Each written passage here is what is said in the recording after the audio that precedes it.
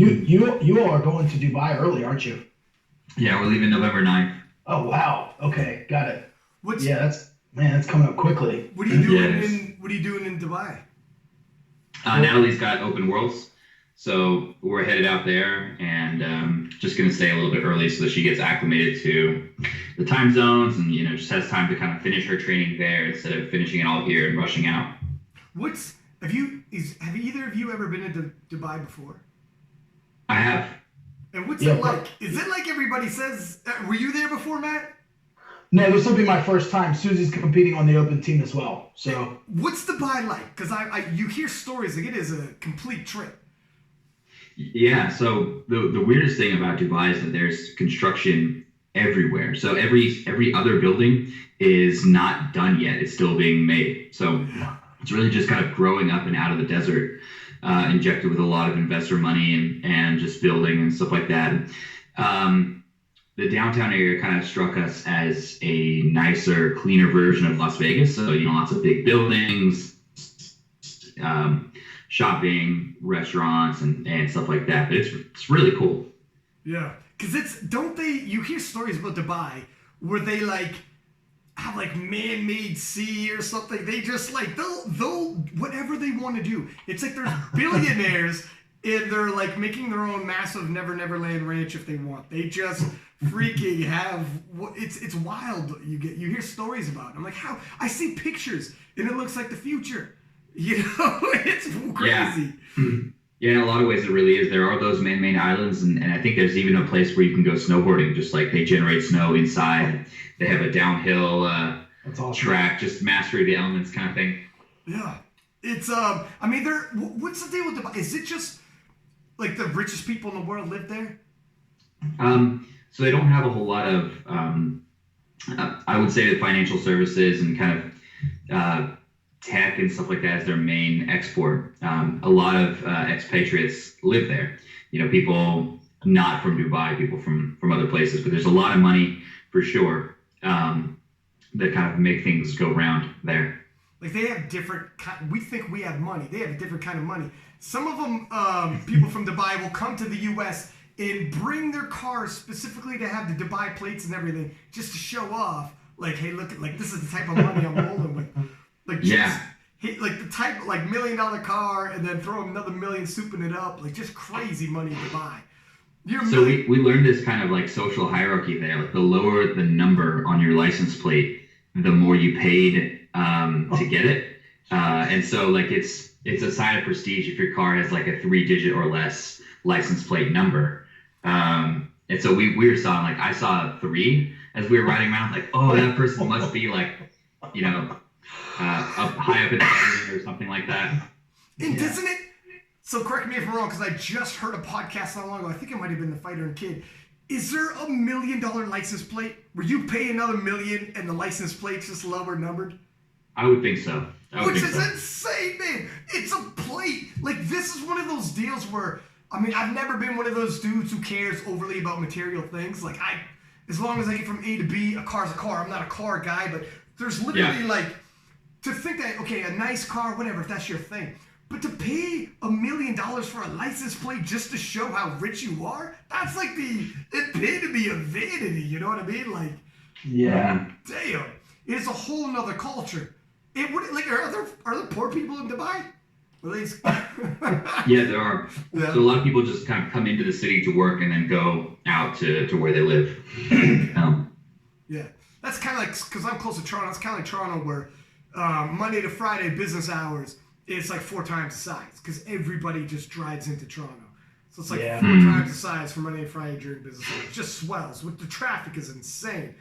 But that's where those billionaires get their helicopters and land on the top of their buildings, probably in Dubai. They get the traffic all together.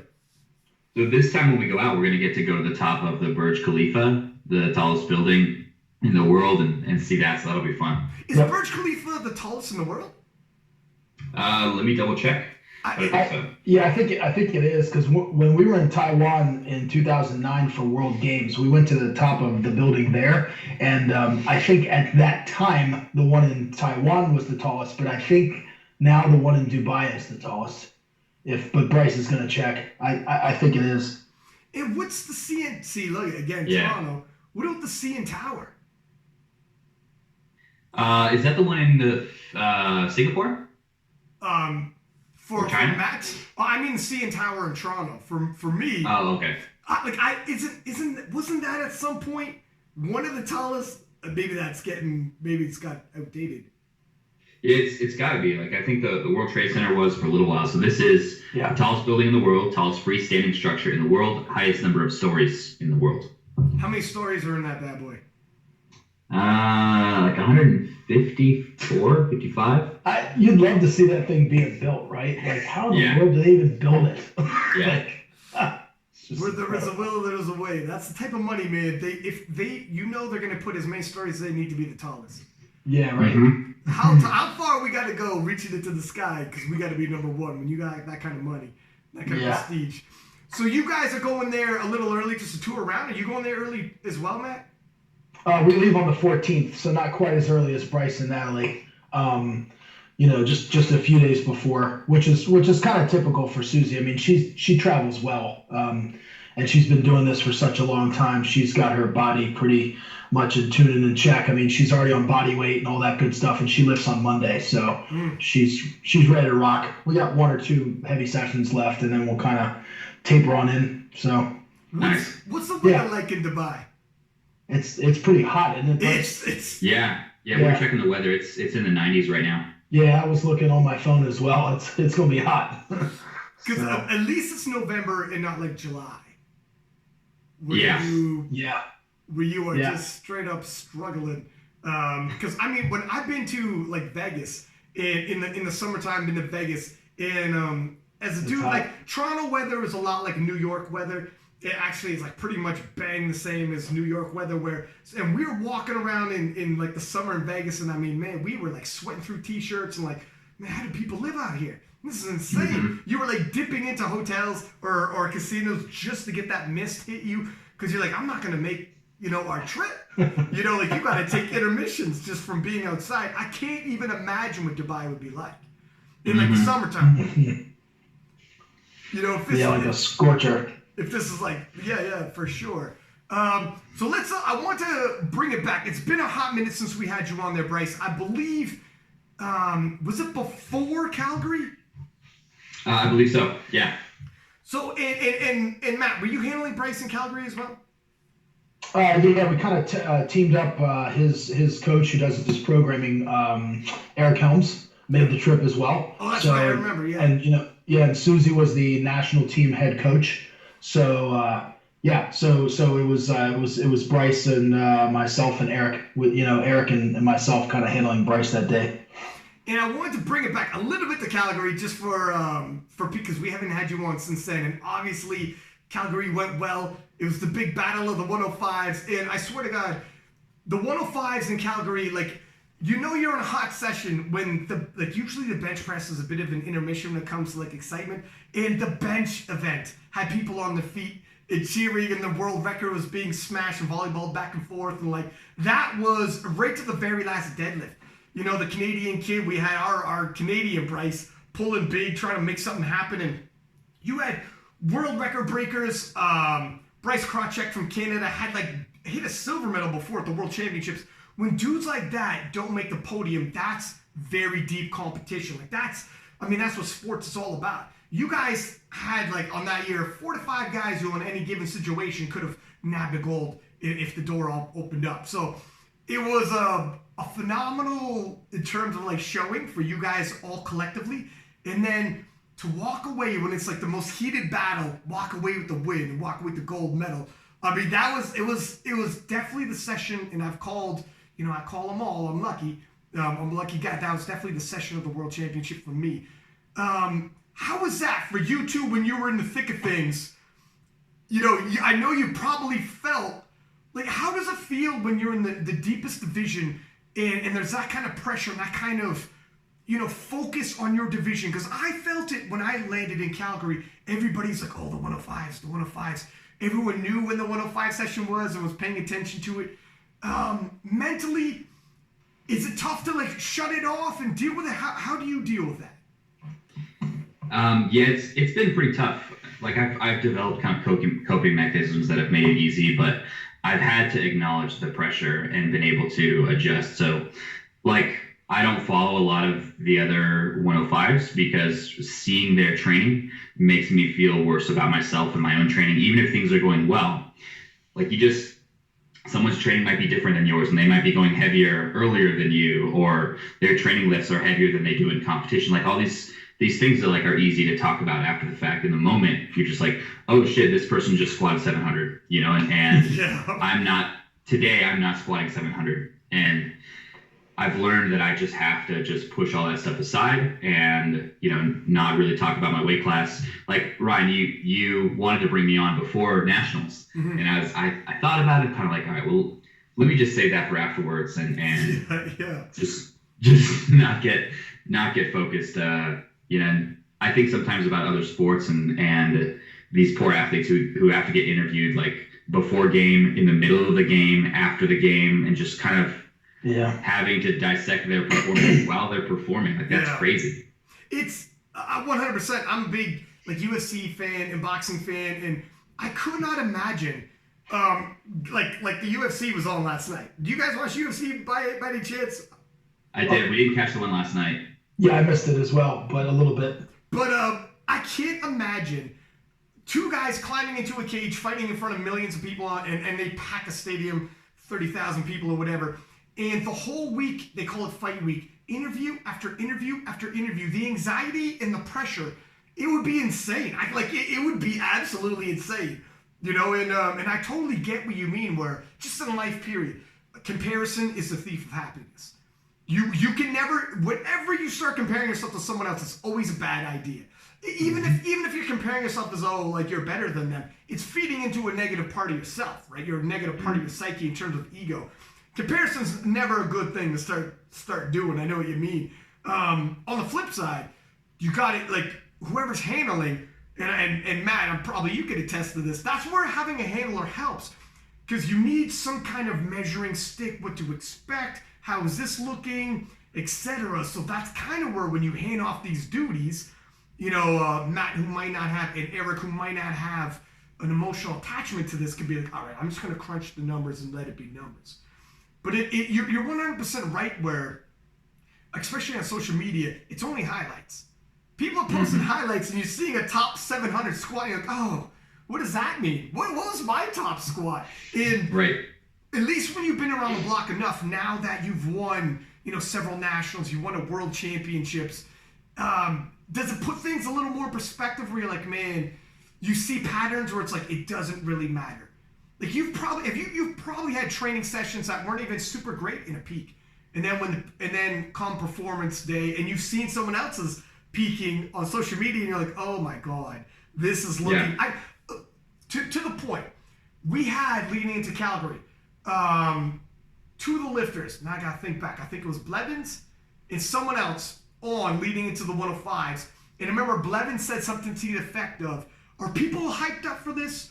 Or are people kind of just leaning towards, well, Christoph's just going to take this? And I was like, no, I think people are definitely hyped. I think this is a battle. And he's like, yeah, me too. He's just gauging on what other people thought. And Christoph didn't even take second. Christoph damn near bombed. That one lift he had, there was a wobble at the top, and they gave it to a winner at sports. I mean, I'm glad they did because him staying in the hunt made it more entertaining. But it just goes to show how like training and nominations, you could throw it out the window and you could really climb into your own head and psych yourself out. And do you do anything in terms of mental prep specifically, like not necessarily what you don't do, but just certain things you do to get yourself ready mentally for competition now? Yeah. So remembering kind of two big things, and let me know if I cut out because I have a little poor connection thing up here, but I think we're okay for now. Two big realizations have kind of helped me temper expectations. One is I've had meets where openers felt like garbage and I had a great meet. So I just kind of have to separate training from performance on the platform.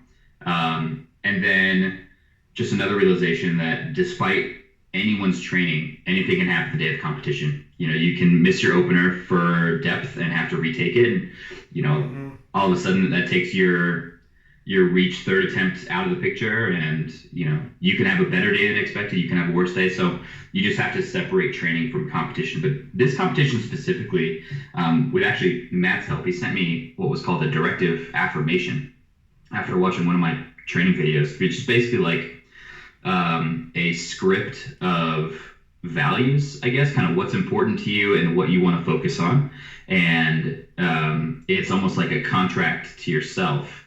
And I love that idea, and I printed it out. I bring it with me to the gym. I read it every day before training, and I just put it in my bag, and it just focused me for the session and kept me anchored to the things that matter most. And Matt, if you want to talk a little bit more about where you found that, but yeah, that was really helpful. Yeah, that's interesting, man, because I think the mental side of things, look at the bigger the sport gets, the bigger the sport gets, I think we got nutrition coaches, programming coaches, handling coaches. The mental side, I think, is the next step. So where did you get that, Matt? Where did that come from? I discovered that. Yeah, I discovered it through a book called With Winning in Mind by Lenny Bassam, who was an Olympic. He earned the gold medal in the Olympics back in the late 70s in shooting, not the biathlon, but just I forget the actual name of the event, but he was an Olympic medalist in shooting. And long story short, he just has this mental management system that he's created that allows you to focus on the process and the series of steps and rituals and habits, and kind of embedding those into your mind and focusing on those things rather than outcome. And so what you do is when you focus on your execution and the things that are within your control, then all those external things that are kind of outside of your control are frankly quite trivial, and the outcome is going to wind up taking care of itself. So your best your best bet is just to focus on the things that you can control. So he really came up with this directive affirmation that I thought would be a good idea to kind of send to Bryce. And it's an affirmation kind of quote. It's a statement that, as Bryce said, it focuses on your values, on what it is that you want to accomplish, and affirming, positive, reinforcing statements, basically saying, hey, it's like me to make 3 squats, or it's like me to train hard and be consistent, and to run a mental, visualization program before every lift, and to affirm myself. And that when I do make a mistake or I do have a bad set, you just recognize, the flaw, if you will, and then kind of move on. You focus on the next step and you kind of ditch that. It's all based on the fact that your mind is kind of like a box, and there's only really, a finite amount of information that you can put in there. And so you're best focusing on the things that are positive rather than negative. And if you continue to fill your mind with positive affirmations and positive cues and mental imagery, then it helps to push out the bad stuff and the negativity. Yeah. No, it's true. When you focus on other people, starts creating the anxiety comes in. When you focus on yourself, it's not as bad. But when you start thinking about what someone else is going to bring to the table and outcomes and stuff, like that's out of your control, because especially with the 105s in Calgary, there was like 5 other. Everyone's contributing to the outcome. For sure. It's not even one guy you're looking across. Calgary was bonkers. There was just too many variables. If you did best case, worst case scenarios, and it's a showdown with one other individual, okay, all right, you can maybe think, all right, I think this is where I see a squat. With Calgary, there's so much data and so many lifters. This could swing either which way. You honestly, does it make it easier when there's more people and it's too hard to crunch and you're like, look at too many variables, so let's just rock and roll? Or is it easier when it's just one other guy and you probably got a better idea what the outcome is? Is it better to be lost in the shuffle? What do you think?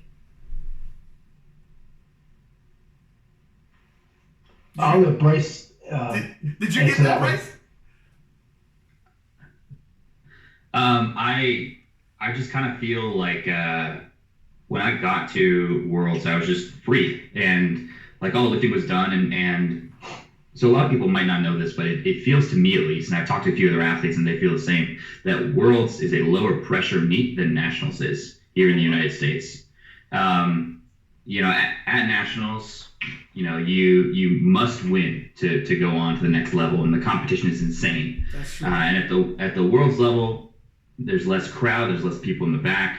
The prep is basically the same, but it just feels a little bit different. And I got there and I just kind of felt free. It was really, really a lot easier to just focus on performance, and it felt a little bit more like normal training than nationals felt like, a real me versus others kind of competition. Yeah, that is interesting because that's perspective. Because at Worlds, it would feel as though like the competition level would be more intense because there's more guys. You got a guy like Versbecki who's it would feel more intense. However, like you said, it's all perspective where nationals, you're fighting in the pressure, like you have to win to get to the next level. But once you're at Worlds, you've almost already won in the sense that, what's a bronze medal? 3 in the world. Like a bronze medal at the Worlds. It feels different. You almost can't lose.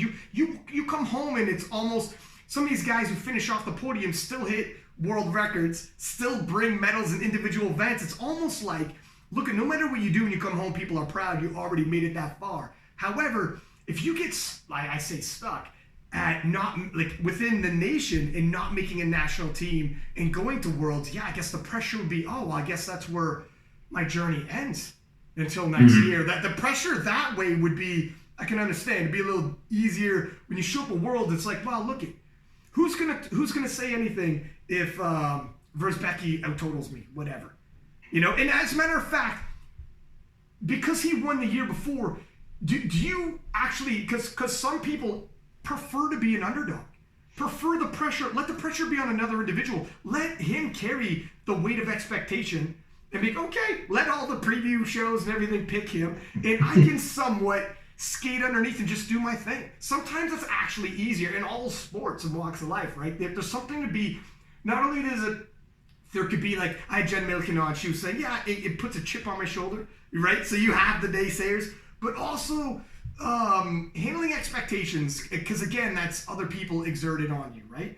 Yeah. How do you deal with that, like expectation levels being put on you? So looking at a pattern, what I think I've felt is that I've always I've said, okay, well, I'm gonna try to perform my best, but if I don't, or if something happens, then so I've kind of come up with a narrative for each competition. So I injured myself about, I don't know, 6 to 8 weeks out from IPF World, the Calgary one, and I was just kind of like, well, I'm just gonna put up the best performance I can, and maybe it's enough to do well, and maybe it's not. And at this competition, I was thinking, well, Ashton's insane. Let me just put up the biggest total I can and just see what's going to happen. All I can do is just, focus on making lifts. And that's really what I fell back on at a lot of these competitions. Mm-hmm. And it is, and do you take it, I think the hardest part for me sometimes is not like letting yourself down is one thing, but when you feel like you might let other people down, that's where it's almost like when you walk in there. I think Jim Milliken said too yesterday, I almost try to lower expectations to an extent. She goes, I don't post on social media. It's not a great idea to let people know what you're walking in with because they're starting to strategize. I know Matt, has a dossier on the lifters you're going to go against, and he's like, I think if we come in here, there, or whatever, it has percentages. Well, historically speaking, they miss 40% of their last deads, whatever. But also managing expectations, which sometimes helps as well. She was like, hey, man, sometimes I like just lower little expectations, fly under the radar, and it's, because that's one of the hardest parts is letting yourself down is one thing. If you ever feel like you let other people down, it's very difficult.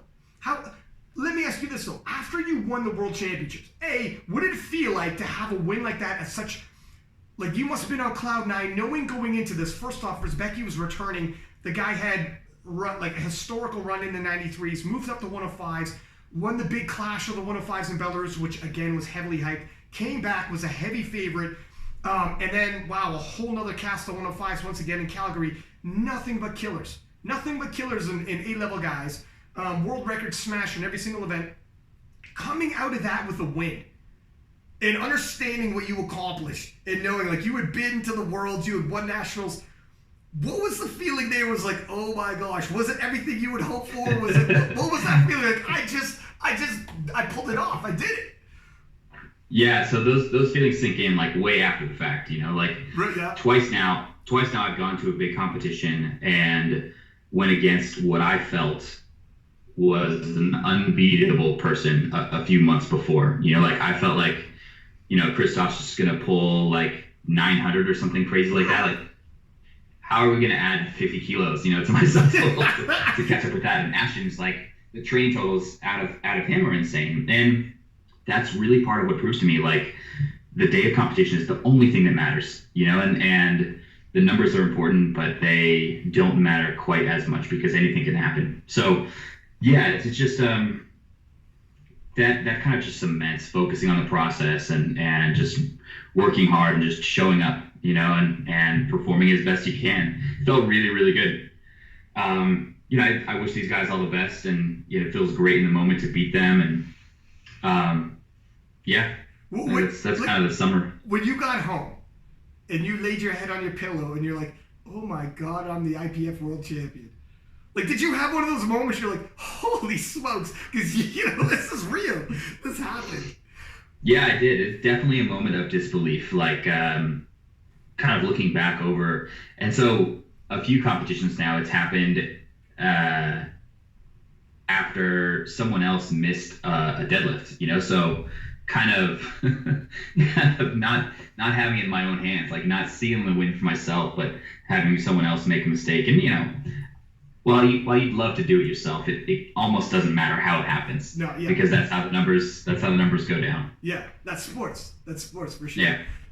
So you won the IPF Worlds, and then I believe it was after that you made the decision, I'm going to take a year off. Did you compete again after Worlds, or was it after Worlds you're like, you know what? Like, was it after Worlds? Am I got my timeline correct?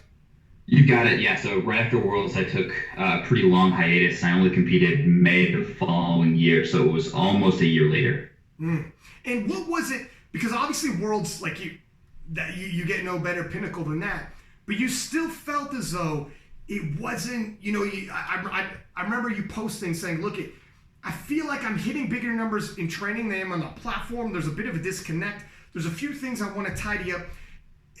I'm on top of the world right now, but I feel like it's still not my A game. That I could bring more." And It's kind of weird timing where people are like, man, you just won the world. You're the world champion. But did you have that feeling before you went into Worlds? Were you telling yourself, win, lose, draw, however this shakes up, I want to do this? I was committed to, there were a few sessions where I was like, screw this. I can't. You let an alternate take the spot or something like that. Oh, wow, really? Holy moly, that's crazy, right? Well, the reason those thoughts come is like I was lifting in a lot of pain. Anytime I would squat more than 140 or 315 pounds, I'd get kind of this sharp pain down my rector and my back. Same thing with around the same weight off the floor. And every session was just kind of like a roll of the dice. Like, how's it going to feel today? And things were getting better over time a little bit, but I just wasn't able to lift comfortably. And, anytime you're lifting in pain, you're kind of trying to change position to find like, all right, well, what feels more comfortable? And so you're second guessing how you're lifting too, and kind of having to rebuild everything from scratch. And all that was really frustrating. And I was experiencing, like a little bit of burnout and just kind of like, why am I doing this? What in powerlifting matters to me? And so all those thoughts were kind of going into Worlds, and I had to kind of clarify and just say like, all right, well, I'm going to compete. We'll just get whatever total possible. It'll still be good for Team USA, and I'll do the best I can. And training was starting to look a little bit better, and a few doses of ibuprofen later, had some okay last lifts before competition, but still some pain and discomfort and stuff like that. And I said, kind of, Eric and I talked in some conversations in Calgary in the few days leading before, and just kind of decided like,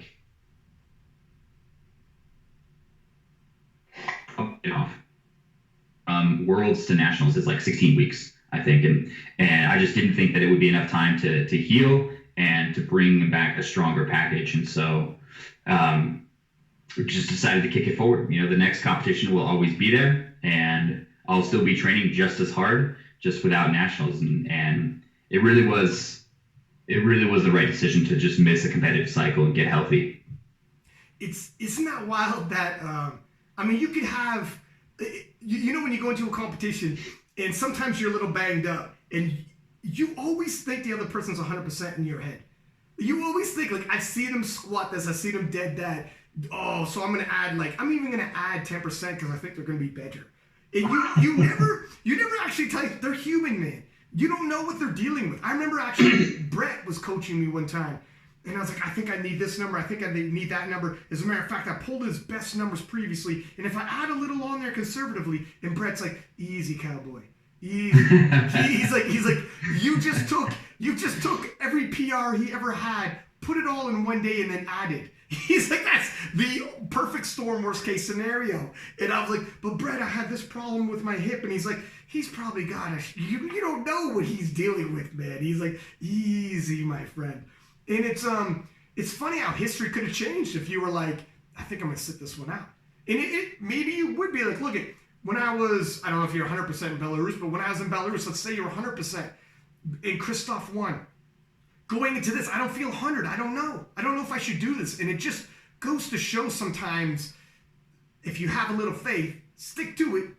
You know, you just show up. Sometimes, like they say, it's almost cheesy at this point, cliche to say, but showing up really is almost everything. You don't know unless you show up. And then it becomes that 50-50. You look back and you're like, man, I could have totaled that. You know, I should have showed up. What was I thinking? I should have showed up. Having said that, was it difficult watching nationals in Sweden Worlds? I know you had to do what you had to do. It obviously worked because you had a freaking phenomenal day. We're going to get to this nationals. And in terms of the showdown, some really nice strategic attempt selection. We're going to touch up on that with Matt. He touched up on it a little bit in the recap show, and we actually got a lot of feedback on that, Matt. And people said they want to talk about some of that attempt selection a little more. So I'm glad you're on here. But before we get there, when you watch nationals in the Worlds, was it difficult to sit on the sidelines and be, God damn, I miss, you know, like obviously, look, everyone knows Eli Burks is probably one of the nicest guys in the game. It's crazy. When we were at the World Championships, he came off the platform and he had his earphones on, and I was just excited in the moment. And I go, Eli, and I was like, oh, what am I doing? The guy's fucking lifting. I'm not gonna ask him that. And I turned away, and I expected he's not gonna turn around anyways. He's in his zone. He's yes, Ryan, yes. And he like came over. I'm like, my man, don't worry about me. Don't be. He was so polite. Like the guy cannot be a bad dude, right? So obviously you want, and he's American. He's got USA across the chest, so you're cheering for him. But not on that level, but on the level of missing, like, you've been in the last couple worlds in the hunt. Was there a little, oh, damn, this is kind of tough. This is kind of tough to be on the sidelines and not in there. There's a little bit of nostalgia for not being there, but I was so sure that, like, this is the right decision. Training was going well. I'm happy. I'm enjoying myself. There wasn't like a regret, like, oh, I made the wrong decision. Yeah. I was just kind of happy to let these guys do their thing and just know, like, all right, I've got a plan. I'll get back there, and let them have their moment. So yeah, it's cool watching the list, but there's always going to be another competition. You know, like I've kind of learned that I don't like competing at the Arnold. I've had 2 terrible competitions at the Arnold. It's too much stress. It's just the hype is next level, and three major competitions per year is rough as it is. But that's one of those where, you watch it at home and you're like, oh, well, could I be there? Could I be doing my thing? Like, nah, I probably made the right decision. Yeah. No, it's true. And so after the World Championships, Eli takes it for America, and we're going into the U.S. Raw Nationals. And, oh my gosh, who decides I'm going to move up to the 105s? Ashton, who is, like you had said, he's a monster. He's one of those dudes that it's hard to peg him where he's capable of on any given day with a guy like that. And he also, by the way, competes like every single week, it seems, the Ashton Invitational, which makes scouting for him, well, it could be easy, it could be hard, because his numbers kind of shifted up and down. So no one was fully sure what Ashton was going to bring to the table. So maybe, Matt, you could speak on what were you anticipating leading into this? Because he had some competitions, but sometimes Ashton, even in competitions, he'll have a local meet where he can have an unofficial world record. He'll have a nationals where he'll come in third, and you're like, oh my gosh, like you don't know where he's going to end up sometimes. A little volatile in terms of his numbers, right? But he does give a lot of data. like every week he's singling, and every week, you know, you can crunch some numbers. So what were you thinking leading into nationals, knowing you were handling Bryce? Well, I think, you know, out of respect for the other competitors, and this is kind of the way that I look at it, is like, you know, Bryce is training hard, and we see what he's doing behind the scenes, and he's giving me updates, and we're sharing videos and so forth, and obviously he's not putting everything out on social media, which is wise. But out of respect for the other lifters, I always have to assume that, you know, everybody else is going to bring their A game. And so you like you all alluded to, I mean, competition can bring about anything. You know, somebody can miss a lift on depth, or they can have a difficult weight cut, which can affect performance, or they wake up on the wrong side of bed, or something happens that creates a stressful situation during their travel or what have you. And so just about anything can happen. But you always assume, or at least I do, I plan that they're going to bring their A game. And so, as you said, some lifters put more out there for you to kind of chew on than others. And so,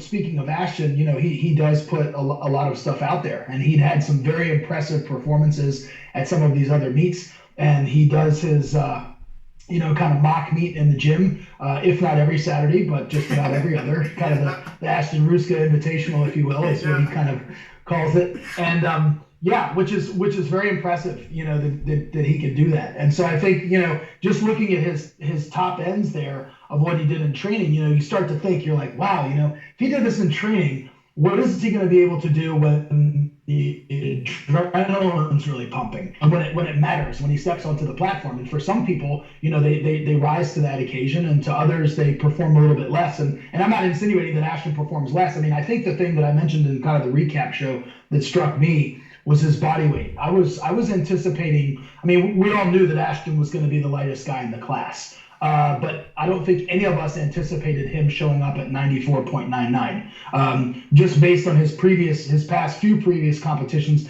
I think he was kind of weighing in around that 98 kilo mark. So I was kind of anticipating, you know, maybe, and he even said on your podcast, you know, he said on King of the Lifts, you know, look, I'm not going to get fat just to get fat, or bulk up just to bulk up. I'm just going to kind of allow my body to do what it's naturally doing, and just allow that trend to continue. So I was anticipating he might come in between 98 and 100 kilos. So it was kind of, you know, surprising to me that he showed up, you know, at 94 point. I mean, he's a water cut away from, you know, making the 93s. And I think, you know, and I haven't even spoken to Ashton. I have no idea. And we always talk about everybody has their own individual story about game day. I have no idea what was going on in his life. I don't know if that was intentional. I don't know if he lost weight. I don't know, you know, what happened. But one would think that those 3 kilos of lost body weight probably affected his performance and had his numbers come in a little bit lower than I was anticipating. So I knew all along that if Bryce just performed the way that he could perform, and just, you know, focused on his own execution, which is what we try to do with all of our lifters. We try to, you know, take all the weight off their shoulders. We just want to put them in their best position to succeed. I think that's what a coach should do, is just, you know, open the opportunity, create opportunities, and create space for their lifters to succeed. We've really felt that what Bryce was bringing to the table was going to be enough and then some. And you know, just focusing on our execution and putting ourselves in the position with that last deadlift,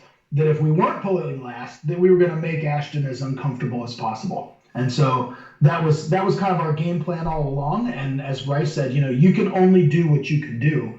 And if you know, comparison is the thief of joy. So if you're constantly thinking, well, gosh, you know, I'm not going to squat as much as him, and he might out deadlift me. I mean, if you focus on those things rather than focusing on what you can do, what's in your control, you know, these are the lifts that are within my wheelhouse. This is what I'm capable of doing. And I just need to literally and figuratively stack successful attempts one on top of the other. Then at the end of the day, I've got a nice big total. Because after all, this is a competition for total. You know, we're not. This is not a squat off. This is not a bench off, etc. So, you know, big case in point, I wanted to mention while you guys were talking, which is kind of a fun fact, in Calgary when Bryce won, he took 3rd in the squat, 3rd in the bench, and 4th in the deadlift. Yeah. But first overall. Yeah. And so that's one of the neat things about Bryce, is that he's very well balanced. and he's very, he's rarely the first in any one discipline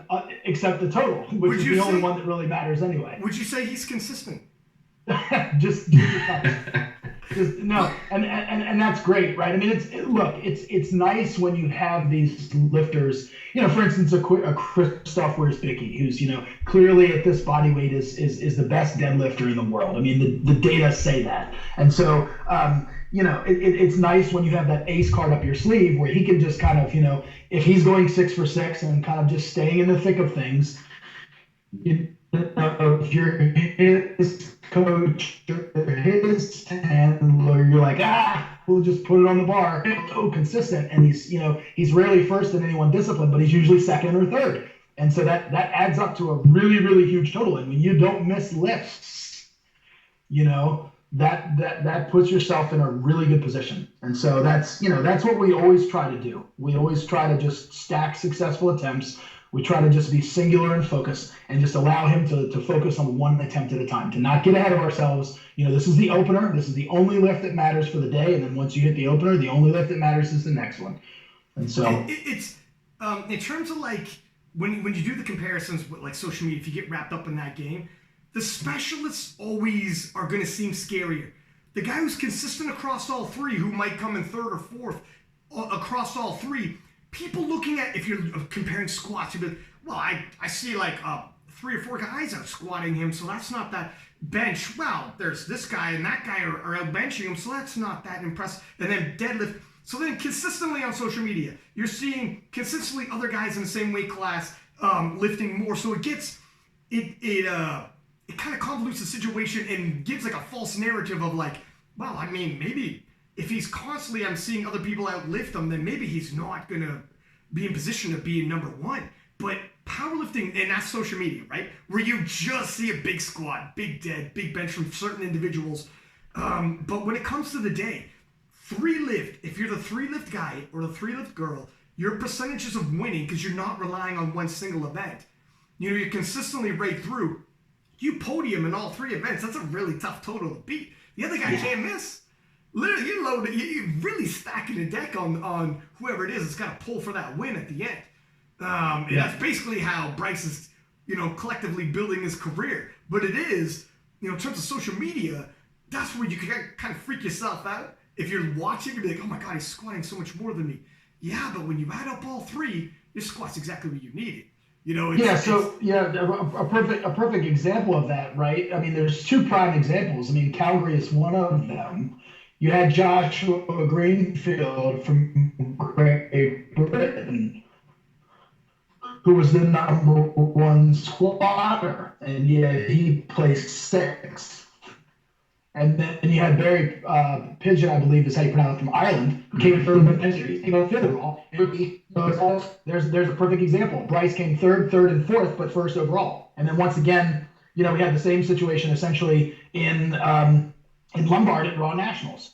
You had Ashton go ahead and set the American record in the squat. You had Amendola take it in the bench press, and Gregory Johnson took it in the deadlift. And yet there's Bryce at the end with the only number that matters, which is the total. Yeah, and that's the end. You just got to win. That's basically it. When you guys went going into Raw Nationals, so obviously Ashton threw his hat in the ring, and it made it exciting for sure. Because a lot of people, Ashton's he's a freak athlete, A-level athlete for sure. Going into the squat event, did you have a feeling he might go for that record, A, but B, so the attempt selection he chose with 3-3-2. The next one up is a chip on, so he could have forced a bigger squat if he took 3-3-3.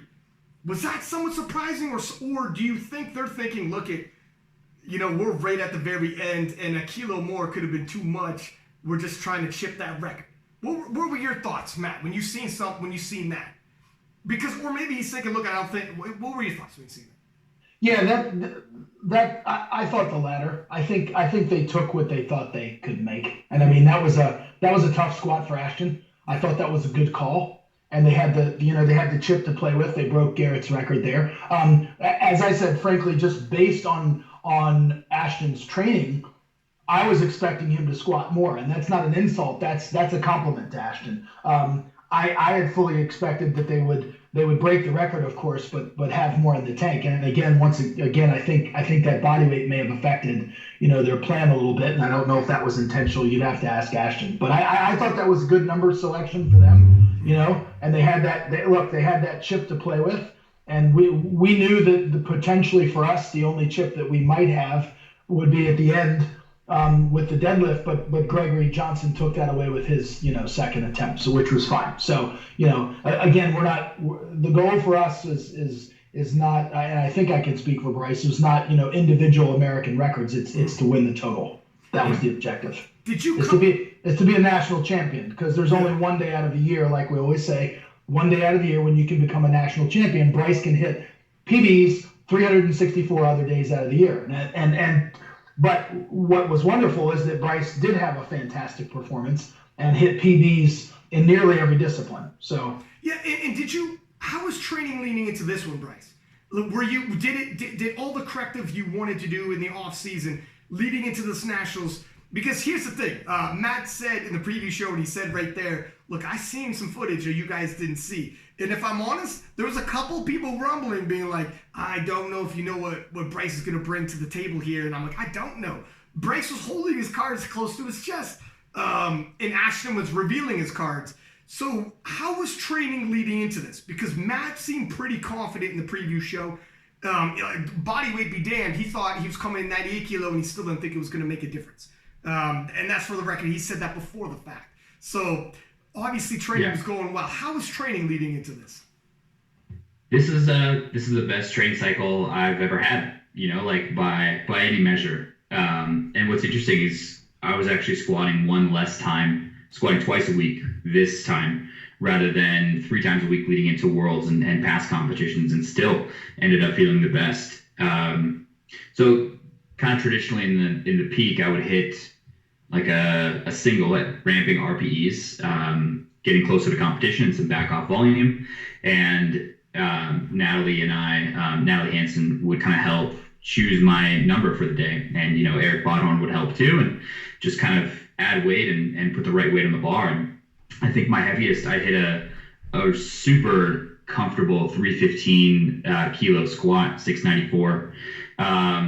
A very comfortable 360 kilo deadlift, 795, and I benched 501, at some recent times. So all the numbers were kind of either right up there for an RPE PR or just an outright heaviest training lift I've ever done, and fast. So that gave us some really good, confident information. I was healthy, no aches and pains, on body weight. So by any marker, it was just a great prep.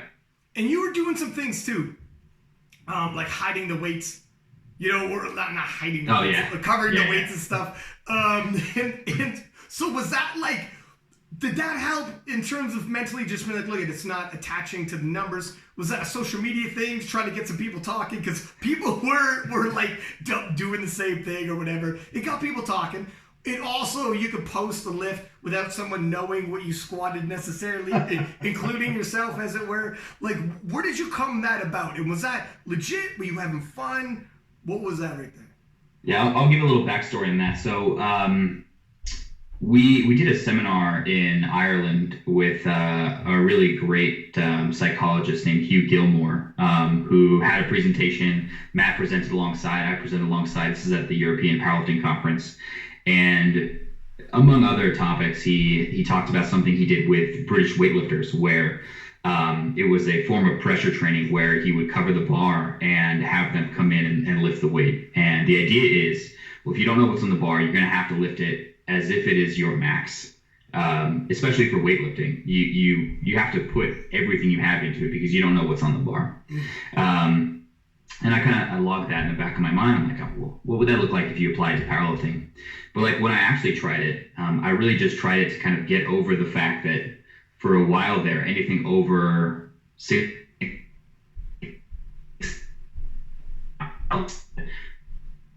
than I normally am, do things differently, just bring the hype or something like that, and I didn't want that.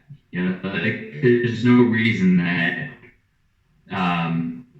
for someone with pounds, just I guess 80, 83, 84%, should have that kind of mental baggage. So we tried it out.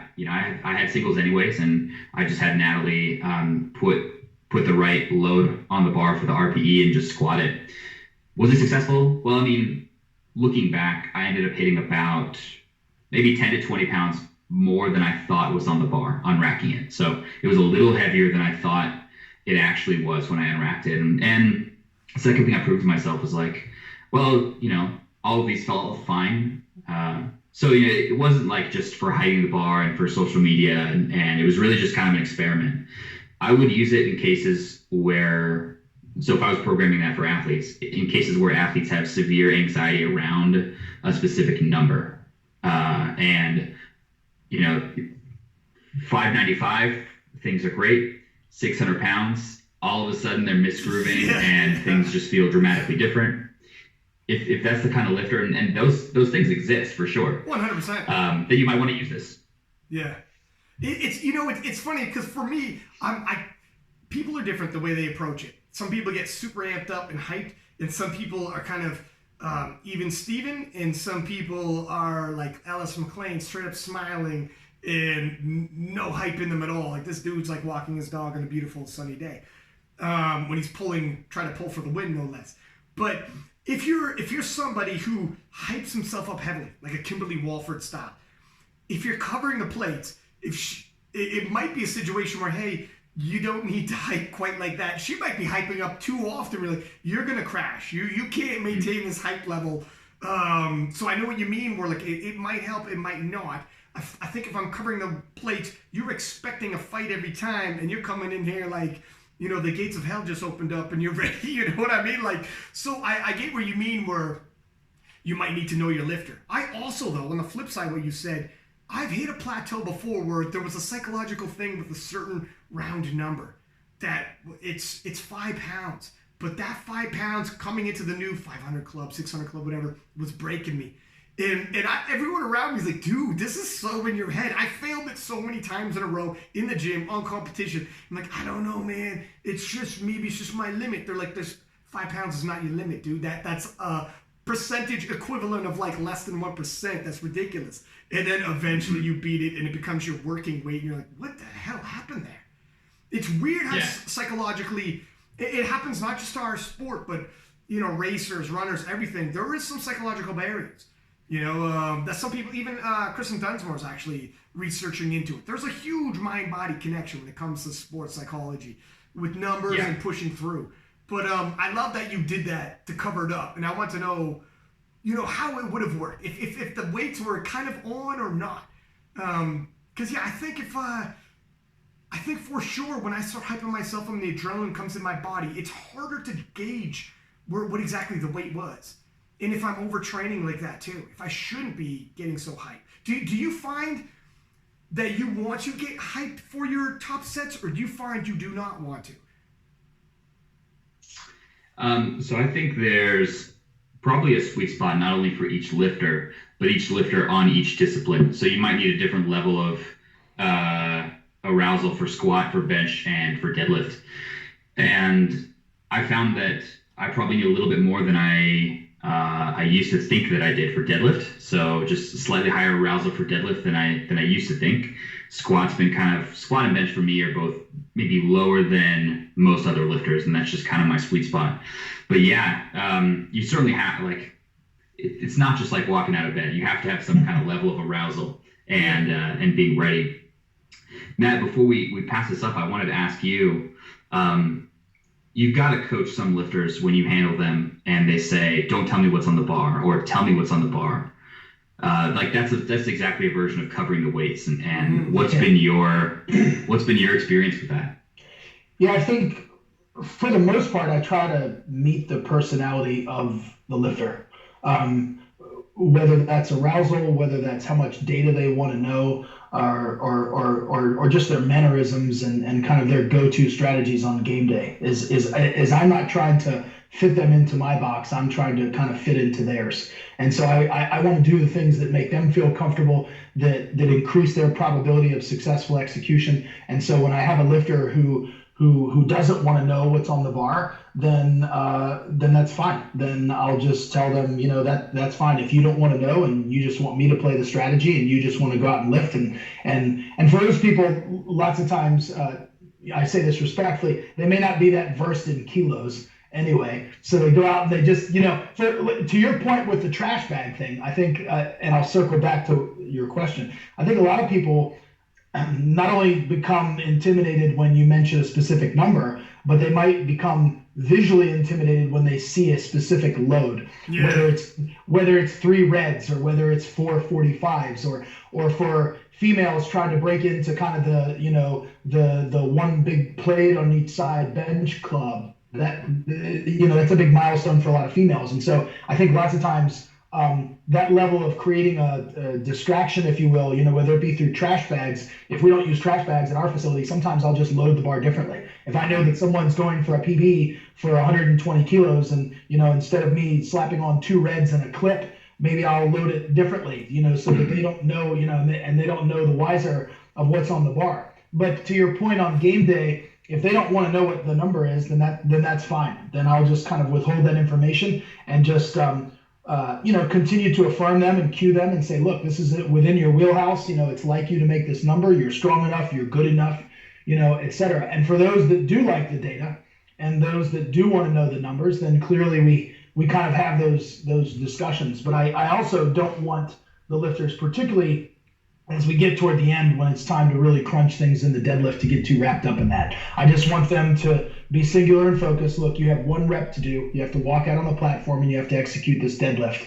And, I'm going to handle the number crunching. Clearly, we're going to have a conversation when you come off the platform. This isn't a dictatorship. It's a partnership. But let me handle the load, so to speak, when it comes to crunching the numbers, so that you don't need to get lost in the weeds. And I think, at least Bryce and I have a wonderful relationship and friendship that way, is that Bryce has got the confidence in me and my wife, Susie, to get the right weight on the bar. He knows that we're not going to fumble the ball, so to speak. He knows that together we've got a lot of experience, and we're gonna put a number on the bar that increases the probability of him making it, and also puts him in the pole position, if you will, or puts him in the best scenario that we can. And likewise, we have faith in Bryce.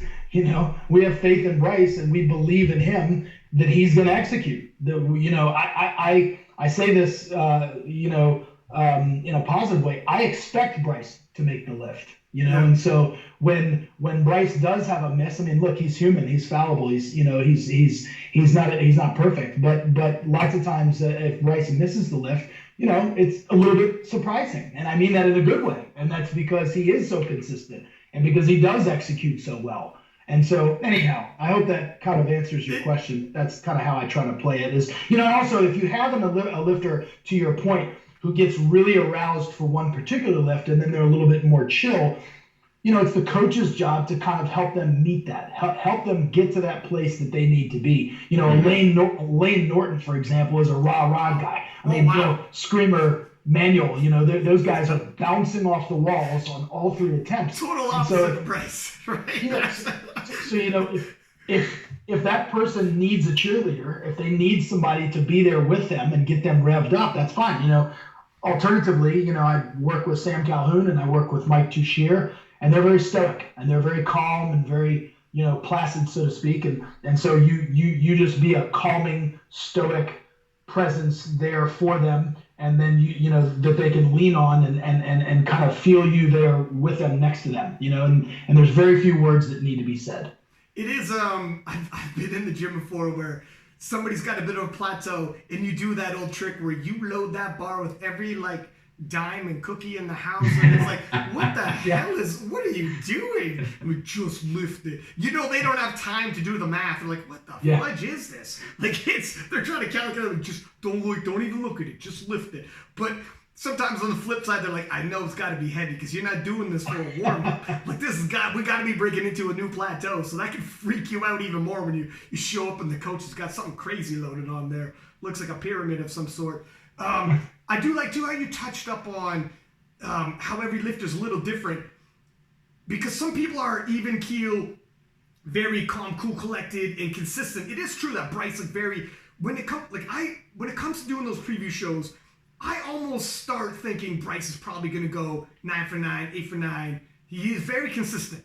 You know, he's earned through the lifts and with hitting attempts, and things usually go that way. And I don't know, like, if it's just Bryce, do you feel at a point in time like, man, I don't know if I'm getting lucky or I just got a good feel for things, but you have been, at least like on the big shows recently, very consistent with this. Like you very rarely miss, and if you miss, it wasn't a crazy call.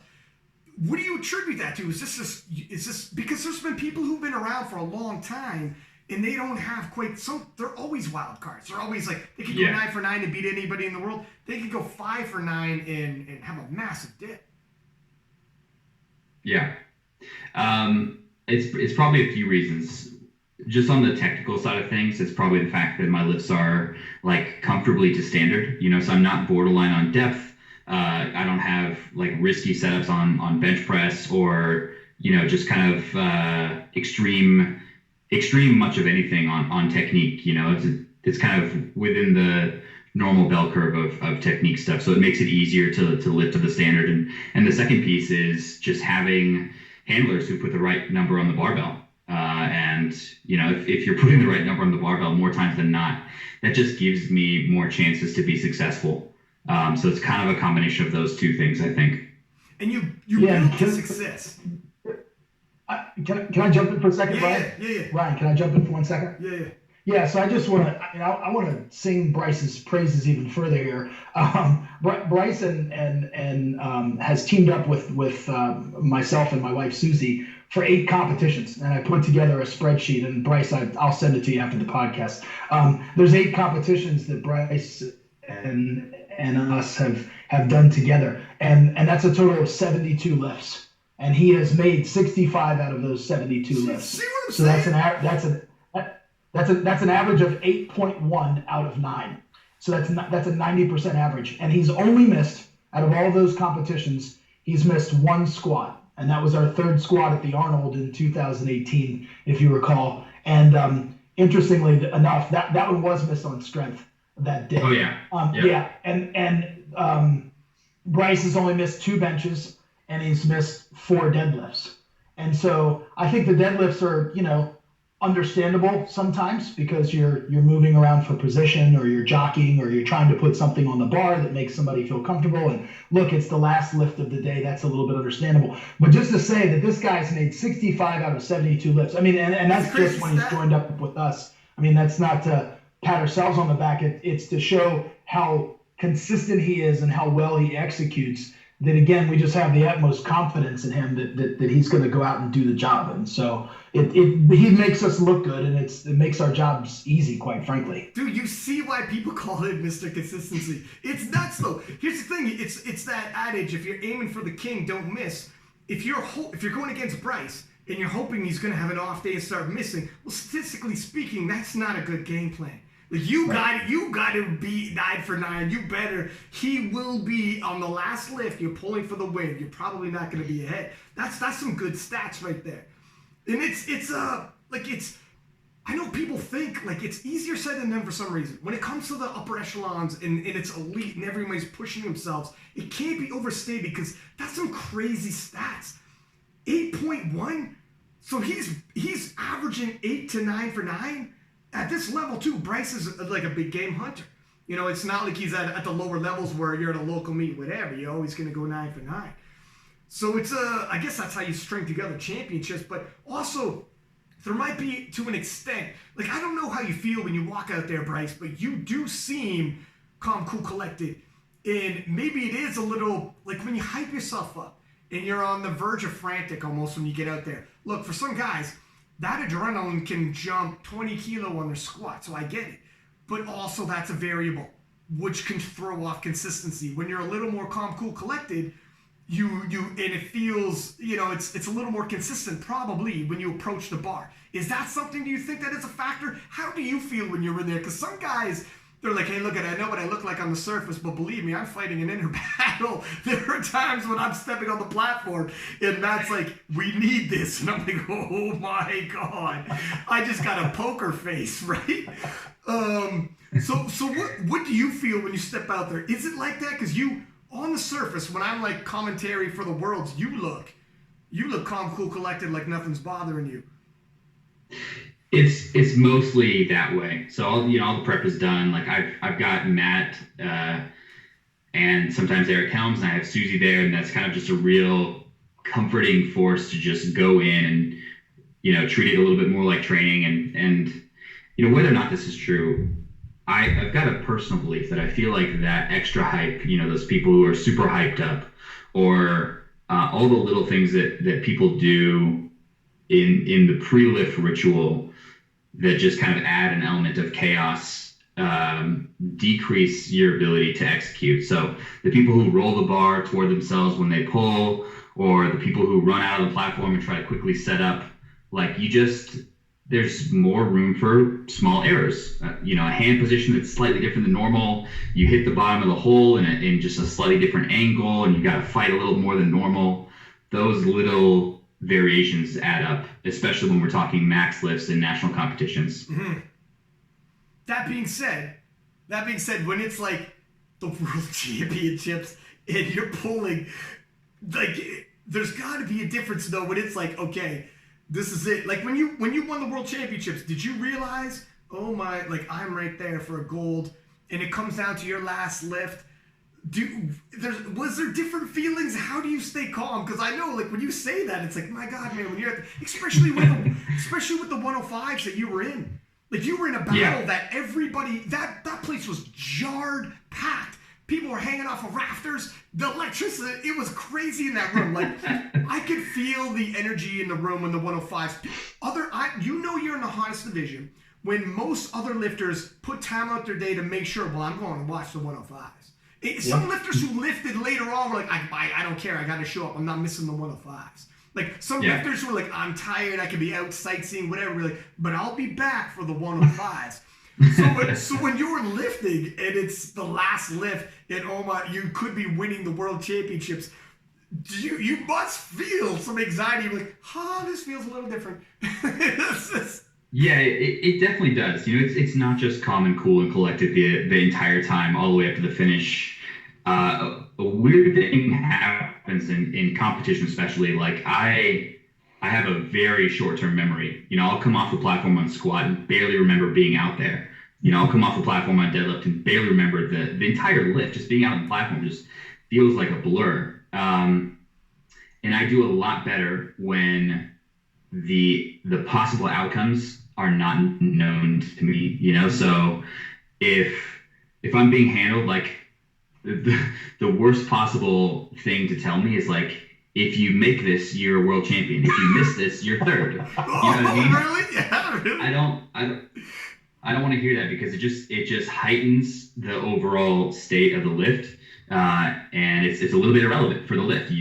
You're going to go out and try to lift it anyways, and you're going to try as hard as you can anyway. So telling me what the stakes are doesn't do a whole lot for me, and I prefer not to know that. Some other lifters might be different. Yeah. They want to know what's on the line so they can go attack and bring out that inner special place where they perform their best. But thankfully, Matt and Susie don't do that, and it's just we're going to put the right weight on the bar, and you're going to go out and do your thing, and all the analysis can be saved for afterwards rather than during, for me. Is it ever a case where Matt's trying to be cool, he doesn't tell you what the weight on the bar, doesn't tell you what the stakes are, but the man's got a tear dripping from his eye, and you're like, oh my God, Matt. Well, you don't have a poker face, Matt. Why is Susie crying right now? What's happening? What are we looking at here? He's like, he's giving you, I'm just so proud of you. You're like, God, Matt, pull it together, bro. You come on, I'm not going to say what's on the bar. I'm not going to say what's on the stage, but he's fighting back tears. And he's like, wow. Yeah. Like, in Calgary, did you have a bit of a sense? Okay, this feels a little different. People are leaning in from their seats. What's going on? Yeah, so like if I'm waiting to go out for my third deadlift, I've got my headphones on, and I'll take my headphones on, and the audience is like extra loud. Okay. Yeah, like, I think we're in this. Yeah. I'm not battling for 7th anymore. This is real. Yeah. Yeah. It is a bit of a balance because, like, that story. So you follow, like, Olympic lifting a little bit. I'm not a big Olympic lifting guy, but Tommy Kono is like the Matt Gary of Olympic lifting, so to speak. He was a national team coach, and this is a very big compliment to Tommy Kono, by the way. But Tommy Kono he was a national team coach. He's a several-time world champion, but he was coaching the national team at the U.S. level, at the world level. Sorry, and in his office, he doesn't have a lot of pictures of lifters, but he's got, I think it was the cover of Time magazine, and the title of that magazine read "Incredible Strength." And everybody says, well, who's on the cover of that magazine, Incredible Strength, in Tommy Kono's office? And was it this guy? Was it that guy? And they're all trying to name who they thought was on the cover of this Time magazine, Incredible Strength. And Tommy Kono said, nah, it's none of those world champion lifters. It was a mother who had lifted a car off her child. And every vertebrae broke and the whole nine, but she did it. And scientifically speaking, should never have happened.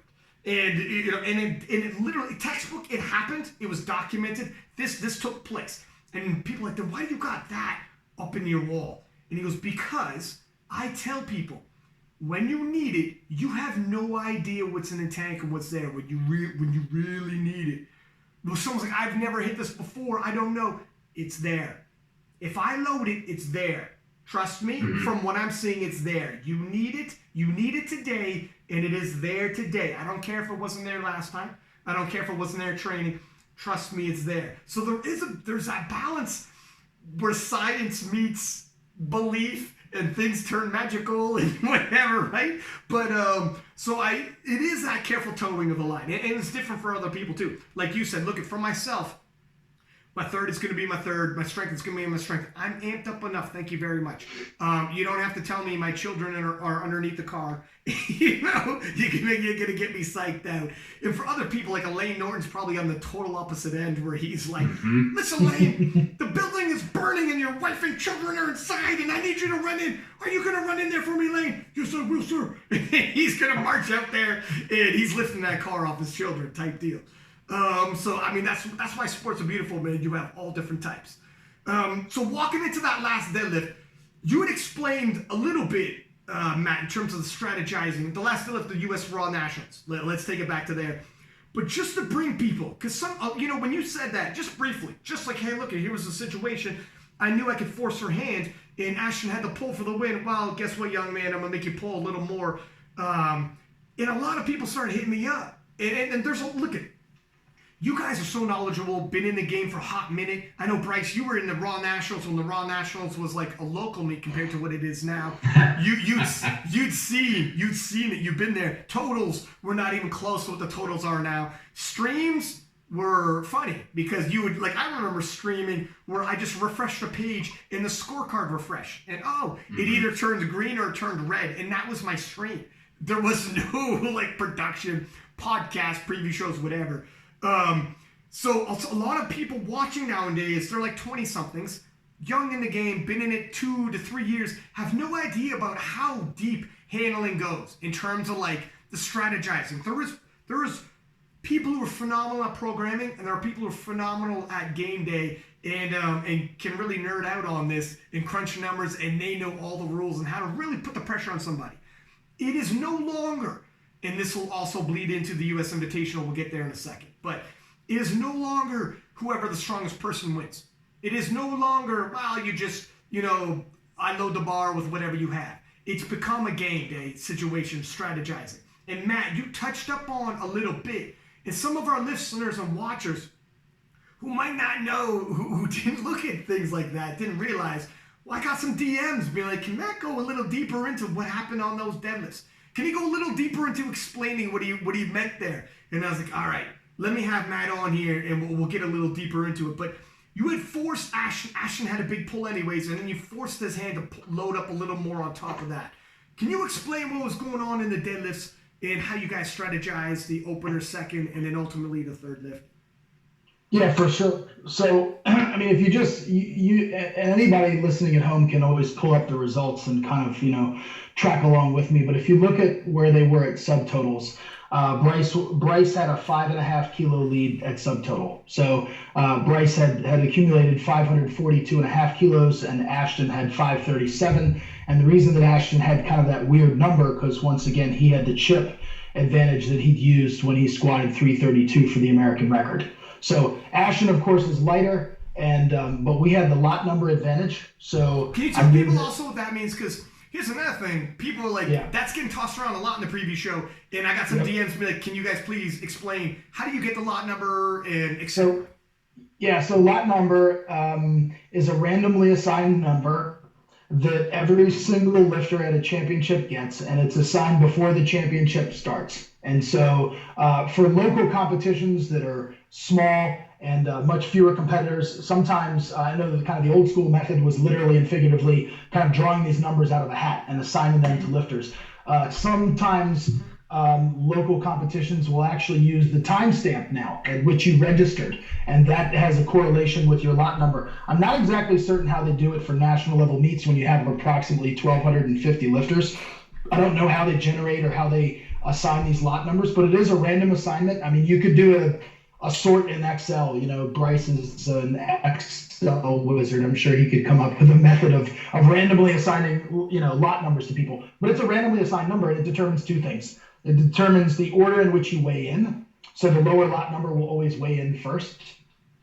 And then it determines the lifting order when the same attempt is taken. So if Bryce and Ashton are both lifting 300 kilos, then Ashton is required to go first because he has the lower lot number. So, presumably the advantage is, look, if you have somebody who has this huge weight cut, and they're trying to suck down weight to get into, they want to get on the scale as fast as possible. Yeah. So maybe that would be a case where having the lower lot number would be an advantage because they would get to weigh in early and therefore have more time to kind of replenish and rehydrate and get back to a normal body weight before competing. But most of the time, you want the higher lot number, particularly when you're in a tight competition and you know that it's going to come down to deadlifts, or even at championships, at a world championships, where perhaps you don't have an opportunity for an overall medal, a gold, or a podium at the end of the day, but maybe you're vying for a bench medal. And it's nice to have that higher lot number because you can then kind of jockey and play the game and just match attempts, especially if you have a body weight advantage. Mm-hmm. So, when you're the lighter lifter and you have the lot number, you therefore have two advantages because you can tie someone, and take the same attempt, which means you're going to go after them. And if you tie them and you're the lighter guy or the lighter girl, then you actually win on body weight. And so you're lifting after them. Yeah, that's a double whammy. Yeah, that's a double whammy. You know what I mean? So it's these different, it's analogous to kind of playing cards, and what are the highest cards in the deck? And the ace of spades is is most of the time the highest card in the deck, and so look, matter of factly, the greatest asset in this sport is to be the strongest person in the room. You know what I mean? I compete at 105, and I can't even total within 200 kilos of Bryce. So there's no rabbit that I can pull out of my hat that is going to manufacture and make up those kilos. If Bryce and I are competing against each other, his last warm-ups are more than my third attempts. I have no chance. Susie's like, it's going to take a miracle. It's literally going to take a miracle. Do you believe? Obviously, in cases where the combatants are of the relatively same strength level or they're close, the advantages are to be the strongest person in the room, to obviously have the body weight advantage, and of course the lot number. So in this case, Bryce was heavier, but he had the lot number advantage. So once again, we had a 5 kilo lead at subtotal going into the deadlift, and we were also opening heavier than Ashton. So but we knew, or at least I knew from my scouting, looking at Ashton's past competitions.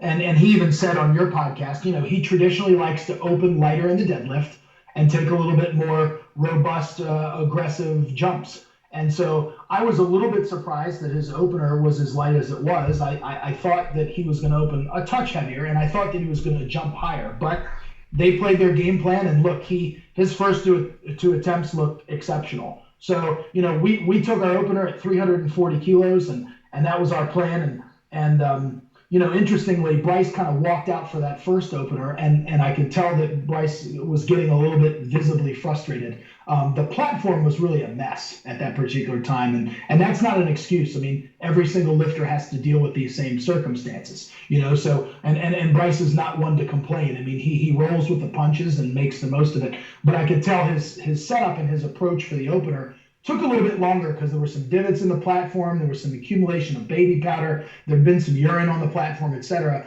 And so he was really kind of struggling to get the bar in his perfect place. But nevertheless, once he kind of settled down and found his spot, he smoked the first attempt.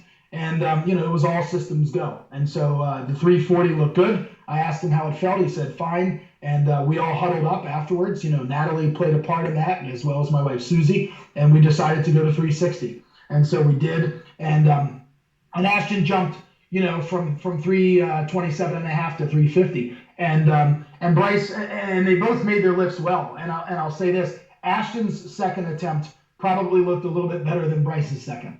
It looked like, wow, that's about as fast as I've ever seen 350 kilos move out of Ashton. I was like, wow, he absolutely vaporized that second attempt, and I think that was a smart play on their part.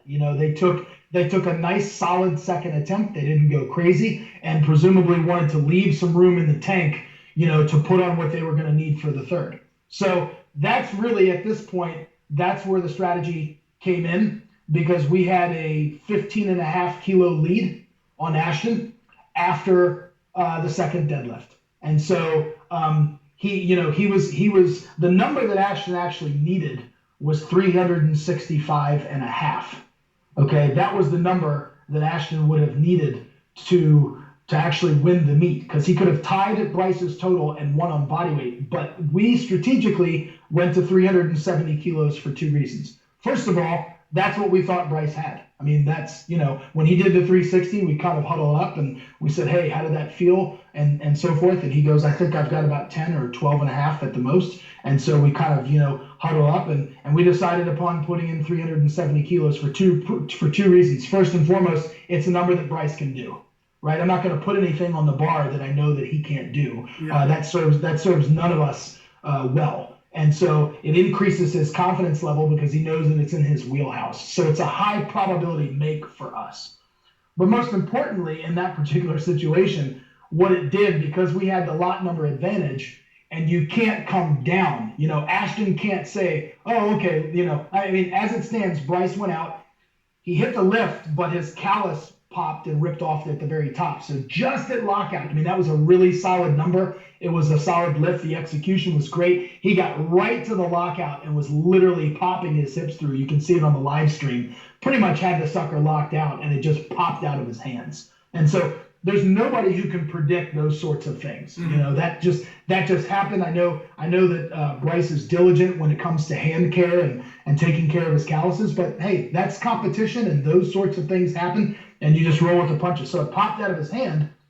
So again, the number that Ashton needed was 365 and a half. That would have won him the championships, but because we went to 370 and we had the lot number advantage, Ashton was not allowed. They'll never take weight off the bar on the platform. So he can't come down and say, oh, I want you to download the bar to 365 and a half, which is the number that I need to tie Bryce and win on body weight. So it forced his hand to take additional weight. So he had to take 372 and a half kilos was the number that they loaded on the bar, because that was the least amount of what he could take. He couldn't even ask for 370 at that point, because once again, we have the lot number.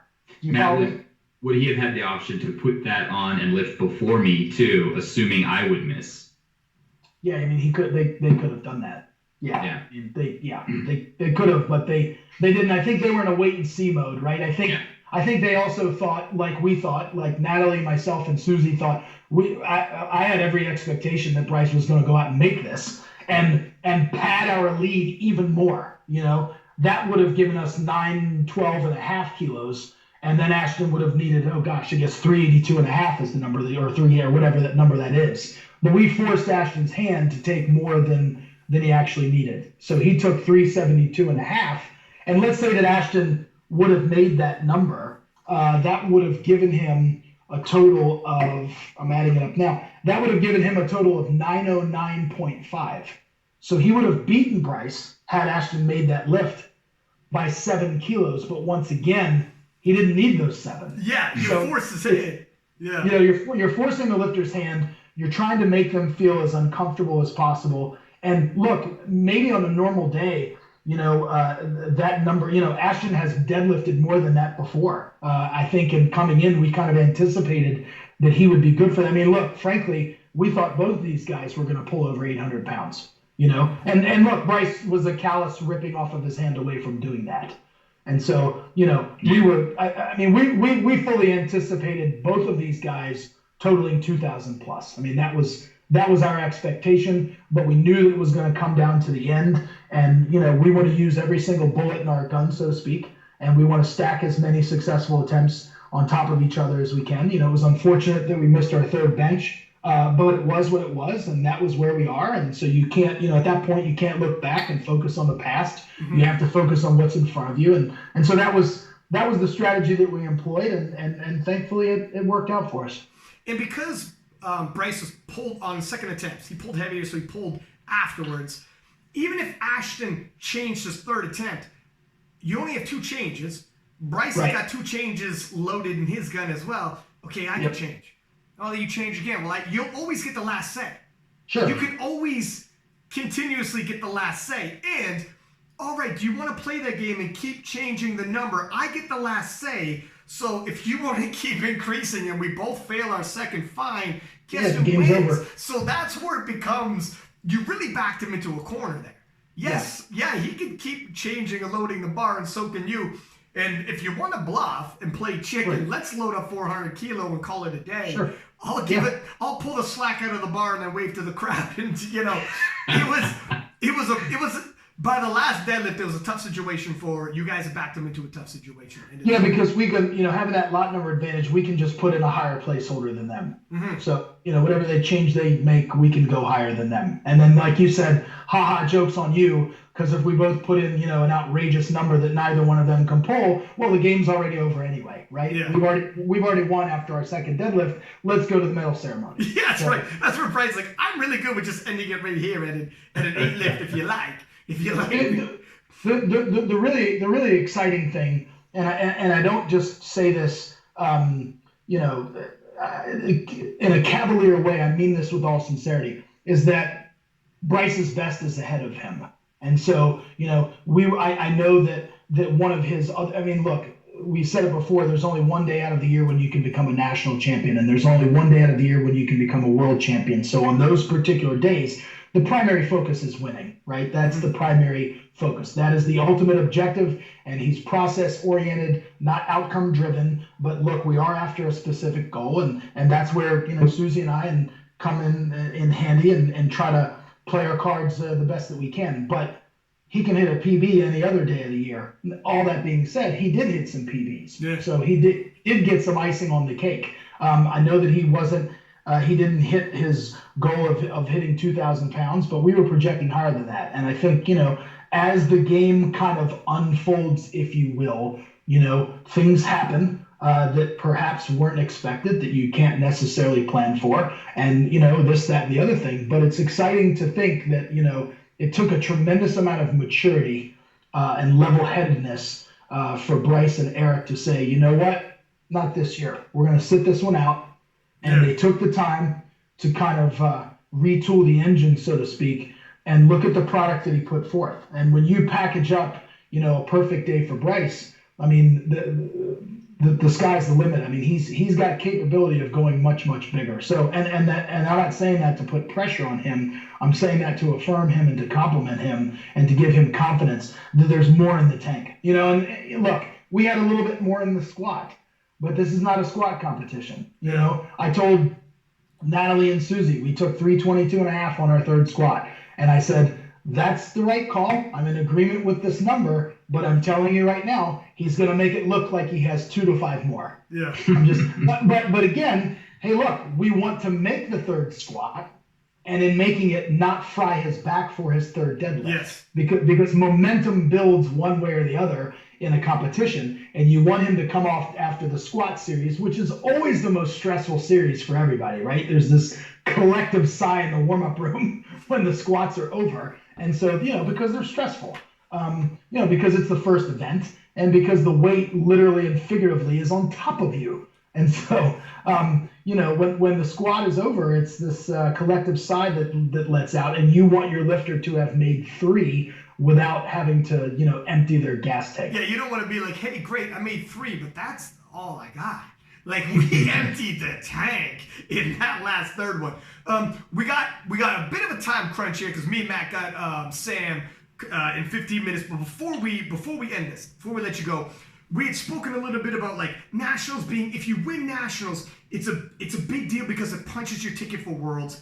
And historically speaking, walking into Calgary, worlds was the top, right? Like obviously, after the worlds, you've already made it. You're invited to the party. However you do in worlds, whatever medal you come home with is phenomenal. It's the World Championships. Now with the SBD Invitational, the worlds, there's another step. And there's money involved, and we haven't seen what the SBD Invitational is going to look like, but I can only assume it's top-end production. With the type of money they said that they're giving out, they haven't broken up specifically, but over $300,000 US. I can only assume the production value and everything is going to be phenomenal. I'm expecting ESPN level production. It's going to look really good, and then paychecks and the whole 9. So it kind of is going to be a little different coming into Belarus this year. It's because you have another step. You have like we're becoming professional athletes at this point, which is kind of cool. Does it change at all? I mean, this is a year out, but does it change how you're viewing World Championships now? And what are your thoughts about the SBD Invitational in terms of the excitement level and goal setting? And, when as a lifter and you've won Worlds and you're full well damn capable of doing this, what were you thinking when you saw that? I think it's an insanely cool thing that SBD is doing. Everyone was kind of blown away when it came out, myself included. I talked to Pete Spence from SBD USA quite a bit, and he said, "Oh, we got something big coming," and I didn't know this is what it is. I think for a lot of people, this might change which competition they're really aiming for. Kind of, because you still have to go to Worlds to get not only you have to go to Worlds, but you have to win Worlds, to even get invited to this, which is understandable. This is the type of people who would get invited, or you get, some kind of wild card slot. I personally would have liked it to be a different time of the year. I feel like April's a little close to Worlds for that kind of turnaround, assuming that March for a lot of people is already a tight turnaround going into Worlds. Pushing it 1 month sooner might even make that a little bit more precarious, but we're still going to see some amazing performances. This year it's not in the cards because I didn't do Worlds last year for me, so we'll see some great performances put up there anyways. But more from a psychological perspective, like when you add external goals and external rewards, it really changes the nature of the sport a little bit. When you're vying for not only the win or the trophy, but like real hard money, people are going to be pushed to do things that they don't ever do. Like if you squat this weight, then you get $10,000. But if you add 5 kilos, you get $50,000. Like, holy shit. Yeah. That's a lot. Yeah, that's a difference. Yeah. Yeah. I think, I think this is where if you stay even keel, you got a personality kind of like yourself where you're calm, cool, collected, stay consistent. You got handlers, presumably, this is well ahead, but Matt or whoever's there where it's calm, cool, collected, and you eat the food that's on the table, as opposed to if you're a little more rambunctious and you're like, let's roll the dice and let's start reaching. You see how some days can unravel when you start that way on squats, and oh my God, we ended up 1 for 3 on squats. Like, it's different. It's going to take a bit of calm, cool heads coming together, understand the game, understand lot numbers and strategizing, and stop looking around you too much and piece it together. What's realistic? Maybe if you put together your best possible 9 for 9 day, the overall's not there. In certain weight classes, it might not be if you're working off IPF points. So if you're thinking, look, we could collect a lot of checks, just chip in some world records. If world records, I don't know how much a world record is there, but if world records have a check attached, we walk away with 3 events, an overall. All right, look, we're all shaking hands and we had a pretty good day. You know, so strategizing could be it's a whole nother ballgame. Matt, you're gonna have to start putting some stipulations to get a little piece of the pie on that prize money for these game day handling. Exactly. All of a sudden, look, it's. I mean, we joke, but when money changes things, all of a sudden it starts becoming like I have game day at nationals rates, and then I have percentage rates. You know, 10 years from now, who knows, right? It's like one of those guys. I mean, caddies have fees at major golf tournaments, so. Hey, look, someone's like, well, so-and-so's a lot cheaper. Well, let so-and-so handle you. You let me know how that works out for you. You know what I mean? It's, who knows? Like, it's the progression of the sport. Right. It is year one. I think all eyes are going to be on Manchester to see how it plays out. And I think we're all going to learn to a certain extent.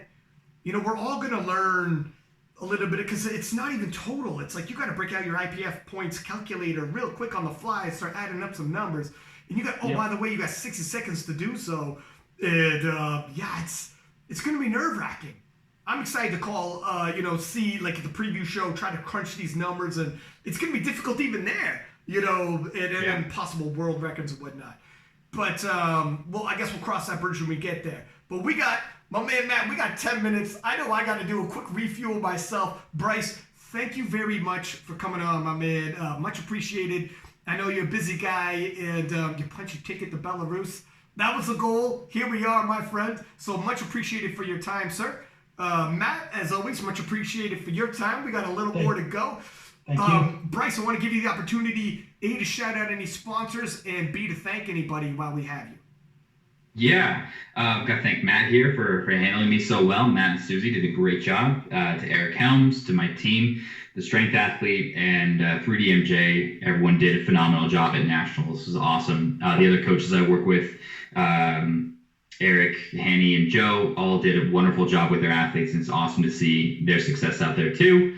If you want to find out more about coaching, we've got a website at strengthathlete.com. You can take a look or inquire about some services, and otherwise, just thanks for following along the journey, and I'll see everyone at Belarus again. There it is, man. There it is. Thank you for your time, my friend. We'll talk soon. Good luck in training. All right, thanks. See you, Bryce. Talk to you soon, Matt. I'll shoot you a line, sir. Yes, sir. Okay. And there you had it. Bryce Lewis. He lives up, man. It's powerlifting in the 105s is totally like a snapshot of powerlifting in general, especially when you had people like Screamer Manuel in the mix, Bryce Lewis, Christoph Versbecki, who is as stoic as they come. He doesn't speak very much English, so back there, I mean, he's not smiling for nothing. You know, he wins sometimes, and it's hard. He's so stoic. And then the language barrier, you know, he starts, and you look at him, the guy's body pieced up. It feels like, you know, that Rocky IV, the guy from the Eastern Bloc who comes in there and it's very intimidating. You get to know him when he's not that guy, but everybody's different when they come on, and everyone has their different approaches. And Bryce Lewis literally is that Mr. Consistency where he treats every lift the same. You know, he treats every competition the same. And across the board, the results, he's always in the top of the mix consistently all the way through. And he pieces together that you can out squat, out bench, out dead me on certain lifts. Certain people do that. But at the end of the day, he consistently posts up 8 for 9, 9 for 9. You know, and gets those wins. And the stats don't lie. You know, the numbers add up. The good attempts add up. The stats don't lie. So I'm glad he came back on the show and talked about, you know, winning the world championships and stepping away from the air. Shocked some people at the time, but there's always background stories. There's always, you know, Matt says everybody's got a story. And there's always reasons why people do certain things. So he stepped away for a year, adjusted, fixed those situations, and came back stronger than we've ever seen him. Came back stronger than we've ever seen him and missed a couple lifts. If he had lowered just a stitch on the third bench, what's his total? Callus didn't rip off. What's his total? So what he's gonna put forth in Belarus? You know, we're already into the 900s. What's he's going to put forth by the next SBD Invitational? I mean, we don't want to get ahead of ourselves. He's got to win at Belarus, but the future looks bright. You know, he's piecing together quite the career on himself. So, interested in seeing what Bryce does, but I got about 5 minutes to refuel. Got another podcast. We are back to back with these bad boys. So, don't go nowhere. As always, subscribe, hit the like button, post up in your Instagram stories, because guys like Bryce deserve it. And visit Bryce, the website. I mean, he's a phenomenal coach. He's a phenomenal coaching staff from Six Pack Lapidat. Peace.